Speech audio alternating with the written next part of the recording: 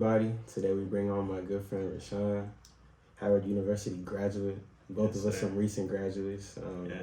This episode been a long time in the making. I remember I think we talked about it last semester. We did. Yeah, so. And then life started lifing. Bro, I feel like at Howard, bro, it'd be so hard to kind of stay focused sometimes, bro. It's very hard. Very easy to get distracted. I feel like there's so many times this year where I wanted to really lock in, but I just couldn't because there's so much going on. Stuff happening. And it's not a bad thing, bro. It's not. Cause there are so many just cool things around campus. A lot of times, a lot of opportunities to meet people and stuff like that. Just which I mean is if you're really trying to lock in and stay focused, which isn't. It's not always the best thing, but a place like Howard, I feel like this experience you can't recreate, bro. You can't. So you gotta make the most of it right here. I think that just my experience here has been unmatched, bro, and literally, I can't even explain what this experience has meant to me, and it makes me want to ask you, what does it feel like to be a Howard University alum? It feels surreal at this point. I keep telling my family, I'm I don't think it's hit me yet. I don't know if it's gonna hit me until it's August, and I'm okay, I gotta go to work and not go to school. But I feel like it means a lot. It's definitely comes with a responsibility. I feel like even being a Howard student comes with a responsibility, but I feel like now more than ever, it's our role and responsibility to go out and use what we've learned, what we've picked up from the experiences we've been through, things we've taught, classes, etc., to change the world. It sounds crazy, but we're in a position to do so, and we're equipped with the tools we need to do it. Bro, that's the real stuff, bro.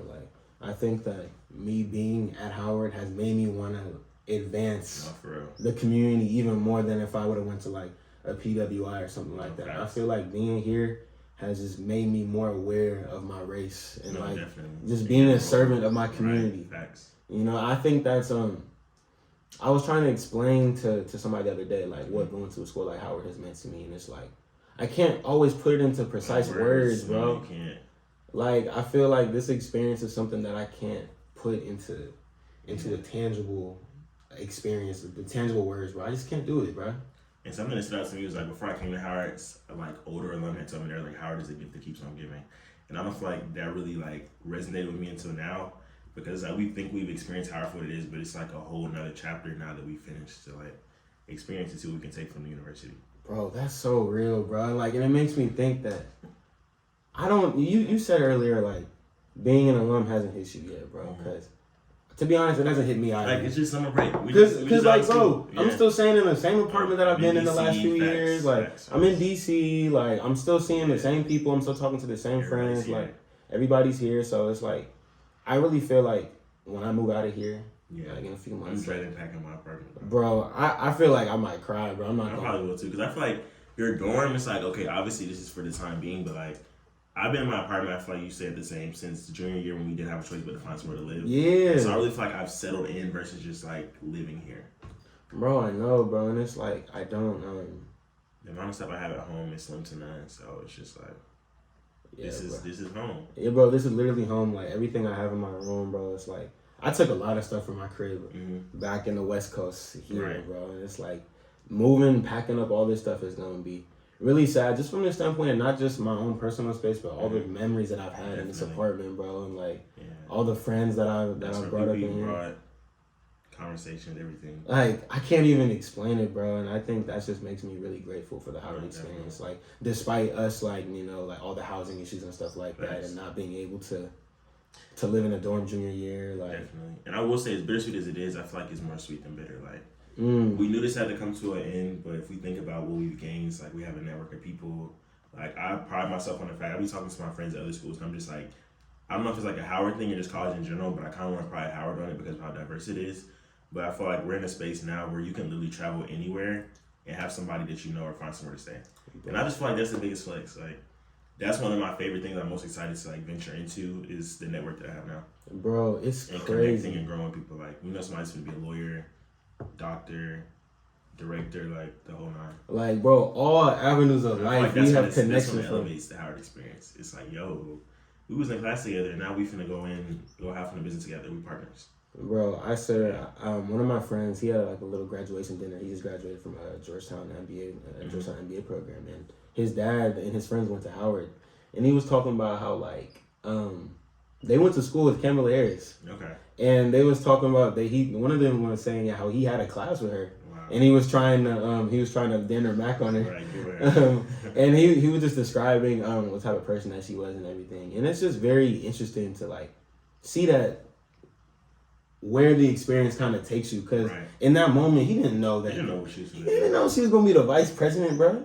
Like you don't know that, and it's like I think that's it's the gift that keeps on giving from this standpoint. It's like we think that when we've seen all these ambitious people who really on that stuff, but just wait till they actually do it. 5 years from now, 10 years, 10, 20, like 30, like it's gonna be people in our class who gonna have Wikipedia pages, and they're gonna be like, okay, like I think it's crazy, bro. I'm just very grateful to have it. So I feel like grateful is the perfect word, and that just like speaks to why I feel it's really important to watch how you move around here. Just be intentional about everything you do, because you don't know who's gonna be who's gonna be in position to help you, or who's gonna know who. So it's really just important to be intentional about what you do when you're in this space. Most definitely, bro. Like it kind of makes me think of just like a question for you. Like you being from Atlanta, like there are a lot of Howard people from the Atlanta area here. Yeah, I said Atlanta area. Because you know some people be from. It's the same thing with like LA, Chicago, New York. It's the same thing, Atlanta. Like you being from Atlanta, like there are a lot of people from Atlanta here. Like how do you think that's kind of like affected your experience, so to say? That's a good question. Has it affected at all? No, it definitely has. I would say affected by me, like it's guidance wise. I feel like the way I was raised was to, if people show up for you, you show up for them. Like if this person helped you out, they put on for you, you do the same. So I was really impacted by the Howard University Alumni Club of Atlanta. Throughout my high school experience, I was like in the mentoring program. I went on their bus trip, and they really just like poured life into me. So I was like, when I get here, I'm going to represent. And I feel like I kept that in the back of my head at the end of the day. And with everything I did, I always had the notion that it was bigger than me. It's like, yes, I'm here for myself. I got little cousins at home. I got a little sister. It's people watching me. It's people I don't know watching me that are watching me. So it's always just like, show out. Like, do your big one. Do your big one. You got to. Bro, that's crazy you say that. You said the Howard University Atlanta Alumni Association. I think, I don't know if this is the Alumni Association, but like, there's like an Atlanta group that was visiting around Howard. Recently, like in this spring? Yeah. Yeah, they came. That was a bus trip. Bro. So that's a host on that. That was like full circle. Yo, that's crazy, because I was in a Dr. Carr's hip hop class. And they went. Yeah, they went. Yeah, they were sitting in our class. Yeah. And me thinking about, like, me seeing them, I was like, damn, these kids are smart. Right. Like, some of them was really smart, like way smarter than I was when I was that age. And some of the things they were saying, it definitely made me hopeful for the future generation, and just the fact that they're looking at a school like Howard. Definitely hopeful. And I feel like it's moments like that really speak to the whole idea of divine timing and being where you're supposed to be. Because, for example, my host, his name was David, and this was my first time meeting him. So I started like posting that I graduated, my grad pics, and his birthday was like this past week, I want to say. And I kind of started doing my story. I was like, happy birthday, bro. Hope you enjoy it. He was like, oh, thanks. Congrats on graduation. I'm going to come to Howard and follow in your footsteps. And I'm like, this is what it's about. Like, granted, don't be me. Like, come make it your own. But that made me feel good, because it's like I did something right, and I'm somebody like a positive role model. Because everybody doesn't have that. Bro, nah. It's like sometimes you can't be what you can't see. So to like be a positive example for people in my community, that means a lot. Like, it's really cool just to have people look up to you and want to follow in your footsteps. Because, like, you was doing the same thing with other people who came before you. Literally, and it's like it's a crazy feeling. Facts. It's a crazy feeling, and like just seeing all those young people like in there talking and stuff like that. And so there are definitely times where I feel like sometimes the people younger than us, it kind of gives me like, it makes me lose a little bit of hope. Yeah. But then seeing them, it's like that, it's like, okay, we in good hands. Yeah. Okay. Like we in good hands. Like we got real future leaders. Definitely. In our in like under us. So I think that's really cool to see, and it makes me it makes me kind of wish that I kind of have something like that in the West Coast. I feel like HBCU culture isn't as prominent in California, specifically in the Bay Area. No, so it's like what's up with all the time? We be like, what if Howard was in LA? The experience would just be so different. I don't even know if it was like an HBCU on the West Coast. It's not a thing. It's not a thing, bro. And I think that me being from the West Coast, I feel like a lot of people are like, a lot of black people don't know about that culture at all. Like, we don't even really know. And a lot of us don't even know what an HBCU is. I didn't really know what one was until like high school. I knew what Howard was because of the name, but I didn't know it was an HBCU. Yeah, me neither, for real. I remember to go to NYU for film. Wow. I ended up at Howard for film. So it's just like, I came and I was like, no, I gotta go here. Bro, that's dope, bro. Best decision I made. Bro, same. I was talking to my homie about this yesterday. Like, I don't know what I would be if I didn't come to this school. Sometimes I'd be like, who would I be if I went to Morehouse? Like, what would my life look like? Bro, like, it's just like, we would dead never know. You would never know. Like, dead never know. That's an alternate universe, bro. Alternate universe. Like, you being a film student at Howard, how do you think that? How has the film program kind of helped you in kind of nurture your goals and what you want to do in the future? Funny enough, I do want to do film, but my passions have segued because I feel like I consider myself to be a multi-hyphenate creative, so I'm like all over the place in a sense, creative-wise, or basically I want to tap into different aspects of my creativity. Mm-hmm. When it comes to film and the program, I feel like they did a really good job of challenging us to be intentional when it comes to our eye in filmmaking. Because, for example, like, you can have a script and you literally do the script verbatim, or it's like, I'm going to show this piece of the script through imagery, dialogue here, and hop back to the imagery versus, like, doing it A through Z. Does that make sense? So, like, trying to give us creative ways and different ways to think about telling the same story. Because, for example, if I picked up a script and you picked up one, we're going to create two different movies. Yeah. Like, yes, it's the same storyline, but you may be like, oh, for this shot, I want to shoot it this way. And for me, I'm like, okay, well, I want to shoot from outside the window.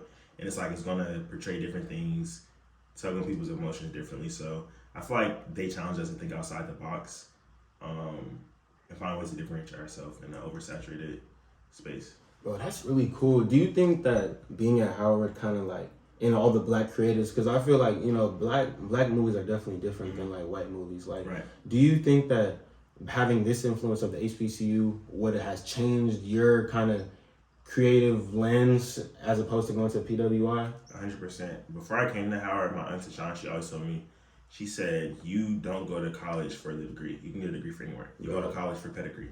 So it's like, we came to Howard for what comes with the holistic experience of Howard. It's like, I could have gone to Georgia State, got a film degree. I could have went to USC, NYU, anywhere. But I came to Howard for a reason. So to your point of shifting my perspective as it pertains to filmmaking coming from a black institution or a white school, I definitely feel like it pushed me and put a fire in me to want to highlight our people a different way, or maybe not even just highlight our people a different way, because I feel like that's said often, but tell the stories that needs to be told through an accurate lens. Does that make sense? Or yeah. Like writing this and making sure that it resonates with the people it's supposed to touch. Because sometimes there is stuff created for us and it goes over our heads, or it doesn't resonate with us because it's like you had our white counterpart making it and like interviewing people versus having people on both sides of the spectrum. So I feel like that's really what it challenged me to do, is I have our people in all aspects of production. Bro, that's real. It makes me kind of think that like I'm by no means, I don't want to be a filmmaker, but I have had ideas because media is so. Anybody can make a film, bro. Media, for real. Hey, that's real. I think that media is so important to how people kind of come to certain ideas about a group of people. And I've thought about like black media representation, and like I think that it would be a really dope idea to like get black people in like just like a regular show or film about black people like in the 1920s or 30s when they was like on Black Wall Street or like the Harlem Renaissance. It's not depicted, bro, and that's like that was a very golden era for black people. And I feel like what people fail to realize is, yes, we have books, and books are extremely important. Like, if you don't read a book, there's some information you would probably never know. Yeah, for sure. But that's why I read so much. Media is a way that we can provide imagery that hasn't been seen before. So think, for example, like, what was it called? When They See Us. Like, we all knew of this story and had depictions of it in our head, but Ava DuVernay was like, no, I'm going to, like, bring this to life so you will never forget this. Like, I have imagery that I would have never had I not seen that movie. So I feel like that's why black people, black directors, black artists, all that is so important in media right now. Even with The Little Mermaid right now, like, granted, it's not based on a true story. That's important. Like, there's a little girl somewhere. It's like, oh, I loved it. Like, you don't know what that's gonna do for them. Or even like us, Black Panther coming out right before we came to Howard. That was a big deal. Like, a lot of people came to Howard cast, like, literally. So it's just like media does play a role and can shift a lot of things in the culture. It can shift a lot, bro. And I think that sometimes we can't get a complete grasp of history because we can't see it. Right. It's in the past, and by reading a book you can only get so much of an accurate depiction in your head of what it looked like. So when it's converted into a movie or a film, you know, it's like you can actually see what these people were doing, and then it makes it real for you. It's like, okay, like this is what was actually happening. And that's why I feel like I appreciate Howard so much, because just in like certain class, like producing classes or conversations that I would have with other students in the program, we would just talk about how, yes, we can have our own stuff. For example, like the Jordan Peels and the Ava DuVernays, the Issa Raes. It's like, yes, they have their own production companies, but like when you think like Warner Bros, Lionsgate, all of those are white ran, and it's like you may have like it's an umbrella, and you're like you fall under that umbrella, but it's like we're still reporting to someone else. So it's like with the network that we have and the community we built at our HBCUs, it makes me confident about what the future has in store, because it's like, one, we have social media now. Yep. It's not like access to people is no longer restricted. It's nothing to post something and it goes up overnight. Mm-hmm. So I feel like using each other and like building together is what's going to make the difference in the long run. Okay. How do you think that?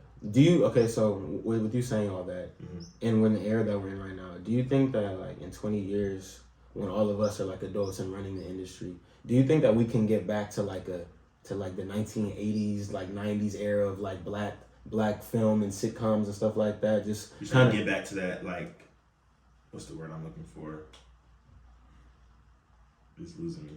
It's like the vibe we were going for then. Is that right? The same type of vibe. Just an authentic black experience. I feel like yes and no. Yes, as far as we will have something new that's that current modern day and times version of what they had in the 80s and 90s, but also the times are different. They are. Like if you think of movies like Boys in the Hood or like Don't Be a Menace, like those movies had like certain things that were depicted then. I don't know how they would rest with people if they were depicted today. And it's like with that being the case now, 20 years down the line, I just don't know what the world's gonna look like. So it's like, yes, the same stories can be depicted. I just feel like it would have to be done a different way. Right. I think that's just me. I asked that question because I feel like that era is so iconic. It's so iconic, and there are so many just shows that are essential to just black conversations and the black experience that came in that time period. Or even just like what is the show called? This was the theme for our pageant during college. Hillman, Dwayne Wade. You know what I'm talking about? Not Dwayne Wade. Oh. Dwight. What's his name? Dwight? What is the show called? Not Living Single. What is the show called? It's like a 90s show? Yeah, Queen Latifah's on it. What is the show called? I'm about to look it up right now. Hold on, I'm about to look it up. That's what you say to me. What is it called? Black college sitcom. Living Single. It was Living Single. Yeah. Okay, yeah. So I feel like a modern day rendition of that would be cool. I just don't know. Like as of recently, I've been feeling this type of way when the classic hit like home and it's like timeless to this day, and then it's like you redo it. It's like you need to fix what wasn't broken. Like when you think about the Coming to America, they redid Bad Boys. It's just like certain things I feel like should be a stamp in time, and we recreate something similar for this current generation versus taking away from that to give something new for today. If that makes sense. Right. I think that like a problem is we keep trying to recreate that stuff when those new stuff. Yeah, those are moments in time. Literally. Like those are moments in time that can't be recreated. We need to put our stamp on our era. It made me think about. I was talking to Makai about this. I was saying how I don't feel like. Correct me if I'm wrong. Or we could talk about it, but I don't feel like the years we've been on Earth, like the 2000s, have what's the term? Culture that's like pertinent to them specifically. If you think about growing up in high school or like Halloween or like inspiration for media, movies, music, it's like all these decades that they're pulling from are before we were even here.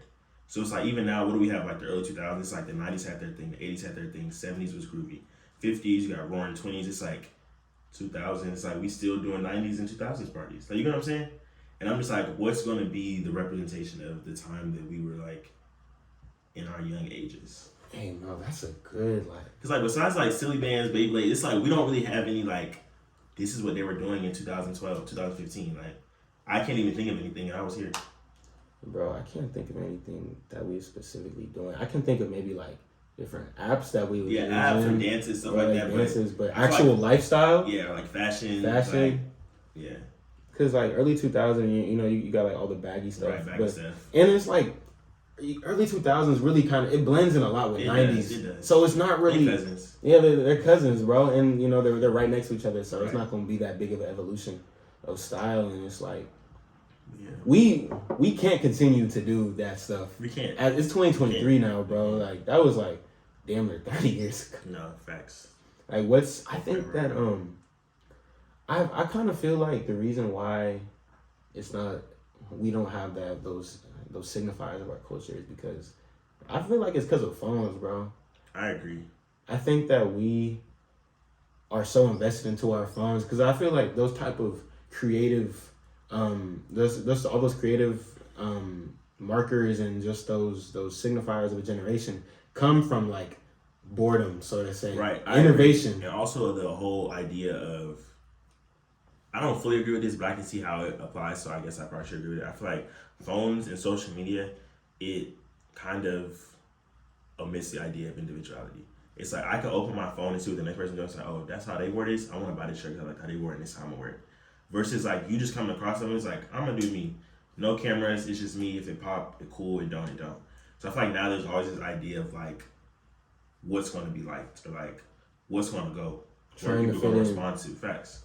Oh, and it's like back then they didn't have that. Like it was just like I'm doing me. It was just doing it. Yeah. It was just doing it, and I think that social media, it creates like an illusion of individuality because you know we think that we have. You're just curating your life, right? Yeah, bro, curating your life, bro, and it's like there are so many things like I think of how people might perceive me, you know, and it's like we all kind of highlight our triumphs, right, on social media. We're not gonna if we're going through something like we're not gonna post about it, you know, because it's like we don't, you know, I don't need to share this with everybody. I might just do it myself. I saw a quote. It was basically like social media is a highlight reel. I'm like, that's facts. It's a highlight reel, bro, and it's an artificial highlight reel, right? Like artificial because we.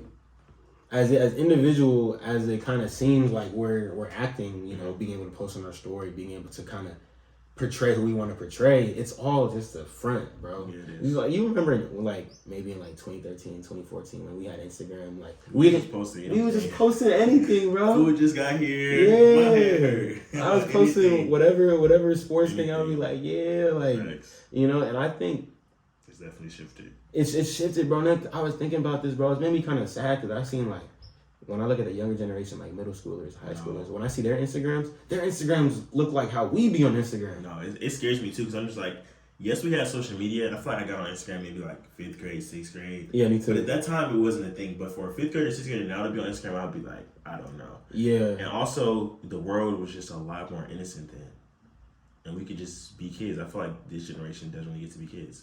I feel like we were like at a great place where we saw the evolution of like I played with toys, then the iPod came out, then it was an iPad when I was about 12. It was just like it continued to evolve, like the internet and everything. But to come into the world with all of that, your access to your fingertips is just like I don't know. Like it's not good just being able to access all the information that you can access for a child, bro. Like even with parental control and stuff, I just feel like there's only so much you can block your kids from seeing. Like, there's a lot that you can't really... that you can't control. You can't control it, bro. And sometimes I'll be on TikTok and I'll be like, yo, one, y'all know as kids on here, it's like, are my sister and my cousin seeing what I'm seeing? Like, that scares me. It blows my mind. Some people be on there wild and I'm like, this is crazy. Bro, and it's like, they be so desensitized to everything because of TikTok. It's like, oh, it's nothing. It's like, what? Like, it's nothing, like, just some of the things that, like... I won't say I was naive growing up, but I do feel like I had the privilege of being a child, so I didn't have to be a child no more. Bro, and I feel like now the times are different to where, like, you don't even have that luxury. Because, like, if you were, like, naive, like, in middle school, you might get bullied. People gonna look at you like, okay, like, oh, you don't know nothing, you know? And I think that, I agree, same here, like, I have the privilege of being able to be a kid. Like, I think that my family, you know, like, I feel like they raised me to a point where like I wasn't like super naive, but I was naive for like my age. Right. No, I agree completely. I knew what I needed to know. I knew what I needed to know at my age, bro. Right. When I was 13, 14, like I'd be hearing these kids talk about like sex and everything. I mean, like, bro, like y'all kids, bro. Right. It's like, what's going on? Like, and I'm not gonna sit here and act like when I was younger, the kids wasn't talking about that stuff like that. But it was different. It was a different tone of it. It was different. It was different, bro. Yeah.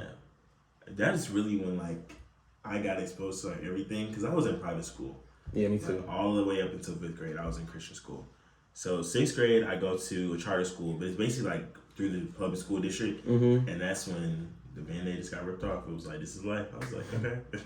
I'm like, this is what y'all been on for how long? We're like 11, 12. I'm in class, people show me something. I'm like, why are you showing me this? I just want to be a kid. Yeah. And it's like, now I can't unsee it. Exactly. I think that for me, like I was like a little more like sheltered because I never went to a public school, so like I went to like, luckily I went to black schools, right. Like I went to like black private schools, but like I think that being at a black private school kind of, I wasn't completely sheltered because I was still around black people, right? But I was like more sheltered than like maybe like somebody growing up in like a public school environment. Definitely. And I think that it just makes me curious to like where is this gonna take this younger generation? Like where is it gonna take them, bro? Yeah, I don't know. I really really makes me wonder, bro, because it's very concerning, bro. Very concerning. Like that's why when I say like being able to see those kids from Atlanta and seeing how what they was talking about, just them being leaders, I found it very inspiring. I feel like on one hand it's like we could be scared, or it's like we can see what responsibility we have in this, because I feel like if social media scares me the way it doesn't, like, not gonna lie, the way AI is developing, like, every hour, I'm just like, what is the world gonna look like in 10 years? Like, is anything gonna be real anymore? Also, it's just like, if all this is happening now, and we're worried about the kids of today's generation, what are our kids gonna be like? But then also it just makes me think, it just puts more of a responsibility on us, because I feel like if we have knowledge or access or have had the opportunity to experience something, it's our job to pay it forward. Like, each one teach one. I feel like that's really big. Most definitely. Like, for example, even us going to Howard, like, we may not think we know a bulk of information, but even just like life lessons, going to like, I really try to do a good job of going back where I came from. So like over the winter break, we have to do like winter initiatives for Royal Court. So I went back to this program. I went to the 2 programs I used to be in. I did a scholarship in my old high school to basically show people that it's possible. Because sometimes like people make it out and they never go back. And it's just like, oh yeah, I did that, but like, I'm above you now, and I never want to get to that space, because it's like, God can humble you just as fast as He took you to where you are. So it's like, remember where you're coming from and help the next people out if you can. Like, lift as you climb. That's really important to me. You gotta pay it forward, and I feel like that's one of the importances of being a leader. And I think that the whole development of AI is very interesting. I have a few questions about it for you. How do you think, I don't know if you've thought about this, but how do you think that AI is going to affect schooling? I think it's okay, so I feel like technology was created or implemented to make life easier. Correct. But I feel like it's gotten to a point where it's no longer easy. It's pretty much segueing into lazy. And I feel like AI is gonna make that, it's gonna normalize just being lazy. Like, don't get me wrong, I graduated, but I used ChatGPT like once or twice. Just once? My told me about it. Once or twice. When did you find out about it? Like second semester of my senior year. So it was just like, do it even matter now? Like, It matters. It matters. He said it helps. But even like post-grad stuff. If we can do that now, it's just like, where's this gonna go? Where is it going? It's like, how do I know that this is really your merit? Like, you thought to write this. And it's like, you don't want to think that way, but it's like, now you really don't know. Yeah. Like, that thing can write, it can do emails, pictures. I saw it can edit photos now. Like, I just feel like. It can edit photos? Yes. I saw a video on TikTok, and it was saying, like, where does the future of photography look like? Because Canva has this feature where you can do AI. Basically, this girl was like leaning off of a boat, and she searched like turtle, and then started pulling up all these high resolution pictures of turtles to where they like literally look like the turtles in the water. And it's just like somebody went to school or on Canva. Yes, somebody went to school or put time to learn this skill on Photoshop, and it's like now you don't need it anymore. So I feel like AI is parallel with robots. It's like people always talk about how the future and robots will take people's jobs. I feel like that's where we're headed. Bro, that stuff is scary, bro. It is scary. That stuff is scary. It's cool too, though. It is cool. It's cool, but it's like, I think it makes me wonder, where are we going? I think me and my friend was talking about like, where is this going to eliminate like essays and tests? Like, is it going to change schooling? I feel like anything is good and beneficial when it's used for the right reasons. So like, for example, the AI picture they had of Trump getting arrested, like when it gets to fake news and media, that's when it gets scary to me, because I don't know what to believe. Like, y'all were creating NASA pictures looking like NASA took them of like an asteroid coming, a meteor. It's like, how do I know what to believe? Like, this is the stuff that's circulating, because like they can do that now. Oh my god, I didn't even think of it like that, bro. No, it's crazy. Like from the whole asteroid standpoint, that's kind of, you could really trick people into. You can. Because I mean, like, one of the cool things about our era is that we can just being able to take pictures. Like, we can see that we're able to see everything now. No, if something happens, we can see it. But now with AI, it's like you don't know. Our whole kind of system of knowing how we come to know things, we can. You can make it up. Just imagine once I don't know if they're doing it right now, but what's going to happen when they start being able to, like, manipulate videos like that? Like, it's gonna be wild, bro. Like, it makes me kind of think of like another question I had. How do you think it's gonna affect the film industry? AI in the film industry? That's a good question. Is it gonna affect script writing or? Okay, that's true because for example, I feel like it could aid. Like I said, I feel like anything is good when it's used the right way. I do feel like it could aid, but I also feel like it would detach people from their work in a sense. I feel like anything creative is very personal, and you really dive into it and really hone in on the story you're trying to tell. But with AI, you can literally be like, write a script with these 3 characters. This is the baseline of the character, what they're about. This is the plot. This is the climax, and it's going to pump out a script. And it's like, yes, you have a script, but it's like how the script would look if you would have actually wrote it and put it from your head. It's like you can kind of go through and course correct, but at a certain point, it's like, this isn't your idea. These aren't your ideas. They're not. So I feel like it would negatively affect the film industry in a sense because the stories wouldn't be as well developed and well versed as they could be had the person really like locked in and wrote the script. Yeah, I think it's interesting to think about because we're already in an era of just films. When you just look at a lot of the films that are made like within the last 10 years, a lot of them are like carbon copies of something, or they're trying to revive or like a series. Same storyline, different name. Like same storyline, different names. So how is that gonna evolve with AI and people getting lazier and lazier? I don't know. Where did it come from? Like, it's It started with Siri, bro. Siri was cool. Bro, and Alexa, oh my god. That was like the origin. It was like, bro, I remember when we was like 11, 12 when Siri first came out, bro. I thought that was the coolest thing ever. I was like, oh my god. That was getting scary. I want to talk to it. Started to feel like Smart House. You seen that movie? Nah. On Disney Channel? Nah, I haven't. You gotta watch it. Smart House. It's like the house is basically AI generated, and the house is working in their favor. It'll be like, what's the AC on? The house will talk to you, or like the house will wash the dishes, just random stuff. But basically, like, the house got too smart and started like working against them when they designed the house to work for them. So like, what type of stuff was it doing? So like, for example, one of the son, the main character, he was going out the house, and the house was like, pull your pants up. But so basically, the house had a voice, but then the house turned into like there was like a person with like a nanny, if you will, maid type vibe that was in there. So she was like, pull your pants up, and he was like, no, this is how we're running right now. And she like he tries to go out the door, and the door shocks him. Oh, like zaps him. So it'll be little stuff like that, but just puts me in the mindset of like, could technology work against us when it was created to help us? So, bro, I think it's it just made me think about that. It's a possibility, bro. I mean, if they're trying to make this stuff in as close to humans as they can. And it's just like, why? I feel like on one end that's unsettling, but it's like even if they were to make another joke, it's like nobody could be you. Does that make sense? Yeah. It's like y'all can try and literally get the formula, but they won't be able to think how I would think. Not at all, bro. And it's like I could sit up here and ask ChatGPT to make questions that I could ask you, but it's like the questions that they're gonna think of is not what I'm gonna think of at this. You know, literally. Like, it's nowhere near as creative or just thoughtful. That's not. If it could do that, then anybody could have a podcast. And I just feel like the where AI or the disconnect would be for me is the prior knowledge or context. So you can type anything in there, but it's like you can only explain so much.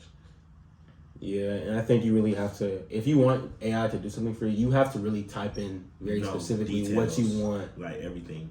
Yeah, I think that's we're going towards an interesting place, bro. We are. But I wanted to kind of ask about your experience being Mr. Howard. Okay. I thought it was really cool that you did that, bro. I'm just kind of curious, like what made you want to run for it? Like take me back to like when did you first start thinking about it? Well, funny enough, I did record in like high school. Okay. But in high school, it's literally just, I don't want to say popularity contest, but that's kind of what it is. Like, you don't really do anything. Mm-hmm. It's like people vote. If you win, cool. You wear the crown to the homecoming dance. I didn't have a football team, so it wasn't even like we had a parade or a game or anything of that nature. So when I did it in high school, I was like, okay, this is cool.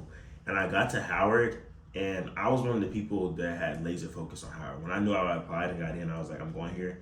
Don't know how I'm paying for it, but I'm going. Did you apply early or regular? I applied early. Okay. So I was like, so you was here already. Yeah, I was like, I don't know how I'm finna pay for this, but it's gonna happen. I'm gonna trust God, and it happened. But I was literally watching everything Howard, from last place in standing to the current Mr. and Miss Howard. I was just like watching them, and I feel like Brandon Allen, who was the current Mr. Howard at the time, he really just represented well. Like, and I was like, I could do that.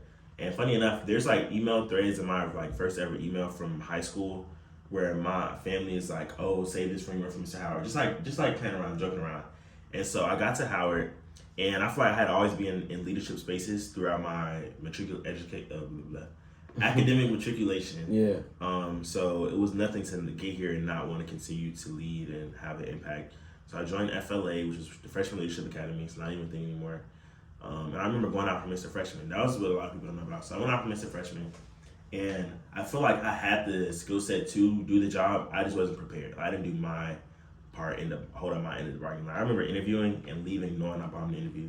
So I was like, okay, cool, probably not gonna get this. What do you feel like? Where do you feel like you could have improved on that specific interview that you did? So I basically didn't even know my platform. Okay. I hadn't kind of made I knew I wanted to do it, but it wasn't my time. And I feel like that was unsettling at the moment, but I came to terms with it because that's real and that shows up in other places in life. But that it literally wasn't my time. So fast forward, pandemic happens, and I feel like during the pandemic, everybody was complaining. Like, Howard isn't this, Howard isn't that, it's like da-da-da. And it was like, granted, yes, we're upset, but I was kind of on the end of like, this stuff is out of our control, and it's also out of Howard's control. So it's only so much they can do. So it's like, us bashing them is not going to solve anything. So I was kind of just like, keep my ear to the streets. Okay, like, so this is what's going on. This is what we used to do. How do you make this better? So when I came back junior year, I kind of just got back, did my job of getting back in the swing of things, and that's why I was grateful for the orgs and spaces I was in, because I feel like I wouldn't have been able to become Mr. Howard if I didn't do the stuff I did freshman year. Because if you think about it, if I didn't do anything freshman year, we didn't have a sophomore year, coming back junior year, I would have been, I guess, behind, or like, it would have been too late. You wouldn't have known what you could have improved on. Right. So I ran for Mr. SOC. I literally campaigned the whole junior year. I ran for Mr. SOC first semester of junior year. I think I remember that. I didn't win that. I lost. I was bummed, but I was like, it's fine. Mr. Howard was in go anyway. And I was like, I'm gonna run for Mr. Howard. I was like, I'm gonna just do it. And that's really where my platform pushing forward was birthed from. And my tagline for that was basically encouraging students to reimagine, reignite, and rewrite what their Howard University experience can and will be versus what they don't see. Because we got back from the pandemic, everybody's like, oh, we used to do this on Wednesdays. Oh, it's not like this anymore.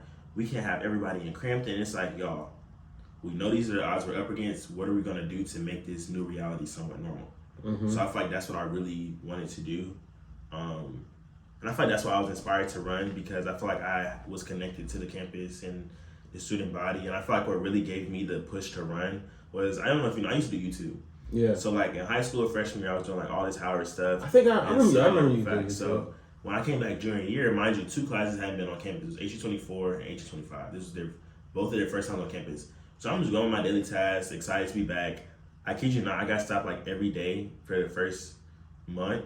And was like, oh my God, I used to watch YouTube. Oh my God, like you're the reason I came here. Like I loved your video. Da, da, da. And I was like, it's junior year. This is junior year, like fresh back from the pandemic. That's crazy. Like, they fucking with me. Like I'm connected. Like okay. Let's do this. So that really was my push, because I feel like if you don't have the people backing you, it's really a waste of time to do it. Most definitely. Because like the people not gonna vouch for you. It's like, don't even waste your time, because it's stressful. But it's like the people, and I feel like the people chose me, so I had to choose myself and run.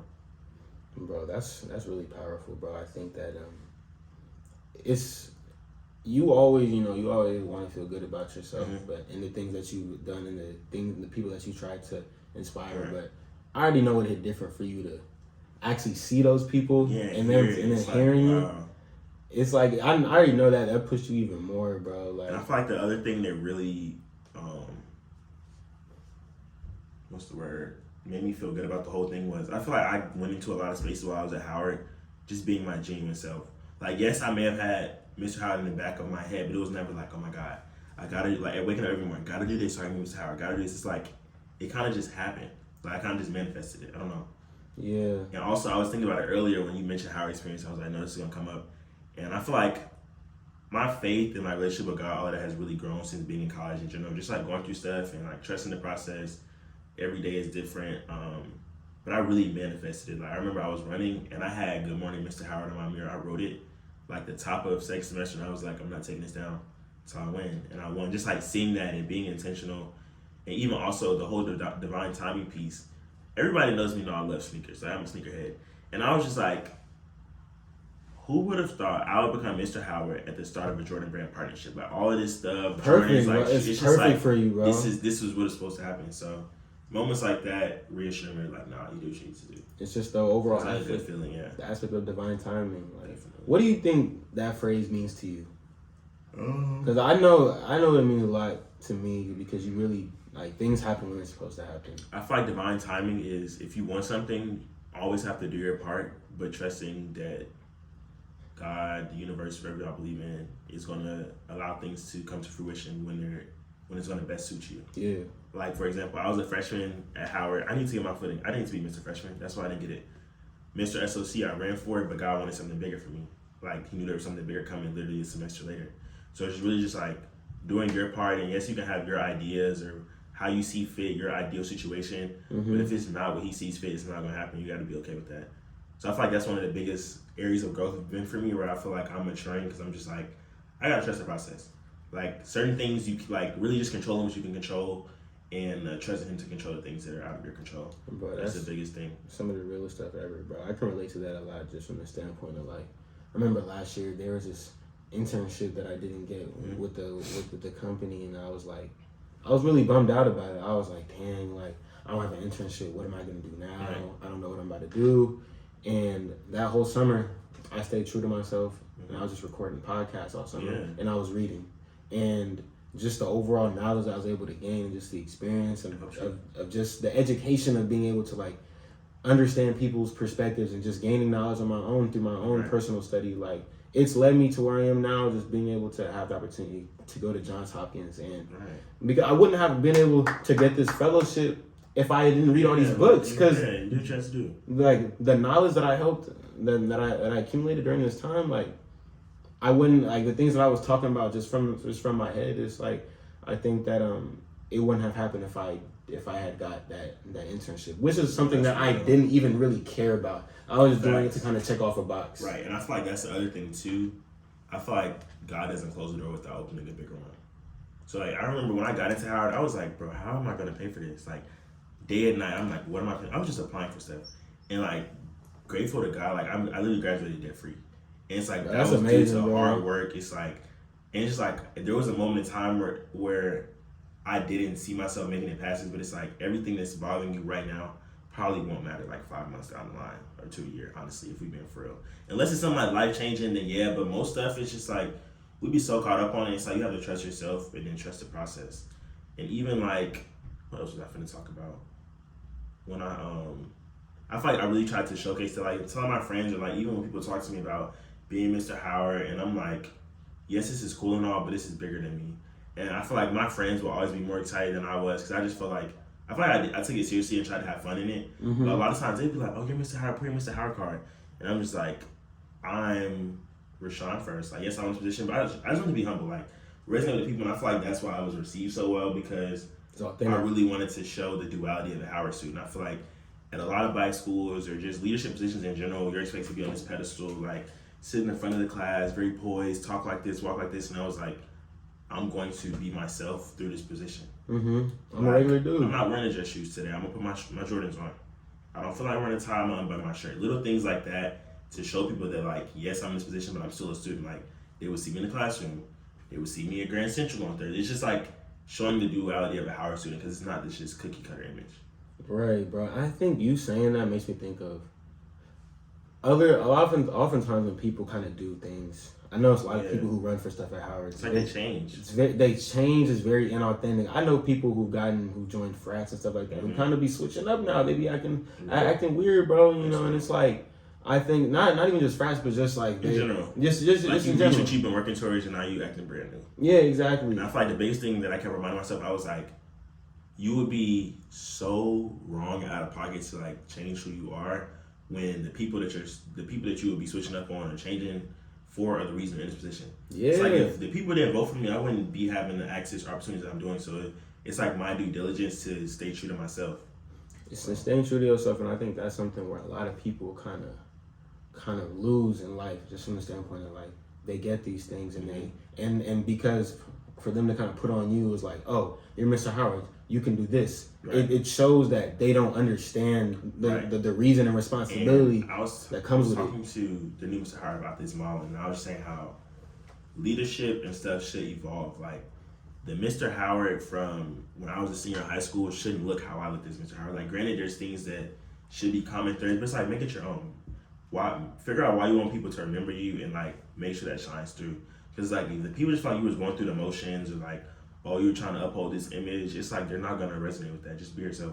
Be yourself, bro. And I think that's one of the it's one of the things that people neglect, man. I have something that I always advocate for. It's just no matter what you do, stay authentic and true to yourself and be yourself. And the rewards are gonna come, bro. Like I be trying to push that to people. If you stay authentic in your journey and your path, the rewards are gonna come. I feel like people will ask me, they're like, Rashan, how'd you do this? How'd you do this? And it's like, this is gonna sound crazy, but I wasn't a lot of stuff. I feel like I wasn't trying. Like, I just be doing me. Like I just be focused on what I gotta focus on, and just doing me. Like I feel like that's the basis of everything. Like, do you?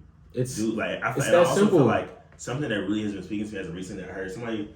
I was either watching a sermon or like somebody said it, but it was like, God doesn't give you an idea for no reason. So like, if it crosses your mind or pops into your head 9 times out of 10, you should do it probably more than likely. Oh, bro. Like if it crossed your mind, you need to do it or act on it. Act on it. Write it down somewhere. Or delegate to someone you know can also do it. But like, I don't feel like any good idea is a bad idea. There's bad execution. But I don't feel like there's bad ideas. There's bad execution. Yeah. That's the thing. Execute it well. And that's the thing. Okay. It reminds me of what you said earlier, freshman year. You said you didn't have a solid plan. Right. You gotta have a plan. Like, one affirmation freshman wasn't crazy, but I executed it horribly. Exactly. I wasn't prepared. Exactly, bro. And I think that's where a lot of people fail, and that's when people give up. Yeah. It's not about. It's just like, what can you do differently? That's why I was like pushing forward. Like you gotta keep it pushing, bro. That's why my platform, it was like pushing forward. Like you can't harp on what didn't happen. It's like, what are you gonna do? Take from that so you can push yourself forward to the next position. Like you really have to keep going in that aspect. You got to keep going, and you can't be afraid to kind of switch up what you're doing. And it is easier said than done. For sure.